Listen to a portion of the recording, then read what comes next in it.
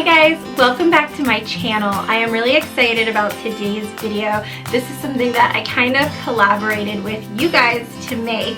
I saw two Valentine's Day wreaths at Target recently that I really liked, and I put pictures of both of them up on Instagram, and I asked you guys which one you would like to see me make over using Dollar Tree items, and they were both really pretty, but there was one clear winner. I'm gonna put some footage after I finish talking showing you what the inspiration wreath looked like, but this is what I came up with.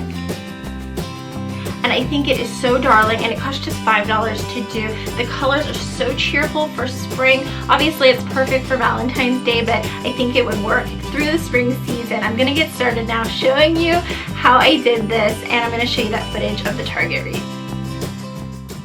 So this is the inspiration. This is at Target right now. You can see it's $20, not so bad, but I think we can do way better. I'm starting with this heart-shaped wreath form I got at the Dollar Tree, and I've got these plants I picked up. They're called a spider plant, so that's what you're looking for. I purchased 3 of these spider plants, and then I'm just gonna pop the leaves right off. You'll see that they pull right off really easily. It's going to be easier to work with them if I've got single leaves than this whole bunch, and I'm going to get better coverage that way anyway. So I'm using some hot glue, and I put it right at the very top of one of the leaves, and I'm positioning it here at such a spot where the end of the leaf is going to hit near that bottom point of the heart. That's how I determined how to start. And then I'm going to put another dot of hot glue here. I want the glue in several spots so that the leaf really adheres along the lines of the wreath form, but you'll notice I did not put it at the very tip of the leaf. I want that leaf to stick up at the end. That's going to make it look really organic and rustic, like I just picked this out in the woods, and it's going to mimic the look of our inspiration photo. And I'm showing you here again what I'm doing. Right now what I'm doing is laying a foundation of these leaves so that I get my base is covered, and then I'm gonna just layer. So I'm paying attention to covering up the wire part of the wreath form, so that's the function part, and then I'm gonna focus on form, on making it pretty. I'm going around at the top, and as you work with it you can start to see where you need to fill it in. And now here I've done the other side.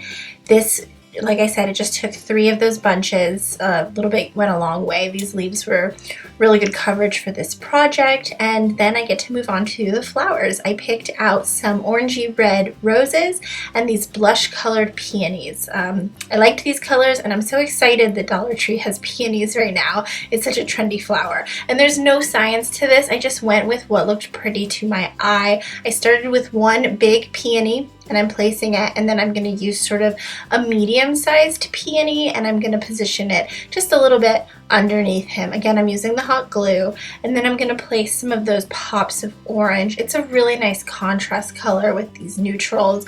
It really makes it pop. I've got a little spot of orange there, and then I'm going to put a few buds below it. I used 5 buds in total. I think between the 2 flower pieces I had, I think maybe 10 flowers in total, so I didn't even use the whole thing. You can use the other flowers for a different project, and that's all there is to it. This was super simple but really pretty. I think it's a great example of how you don't always need to buy the thing that you see in the store that you like, particularly if you think it's not worth the money. You can spend a little bit of time and recreate the look, and you know, it's something you made yourself. You can really enjoy it in your home. A really cheap alternative to something in stores right now.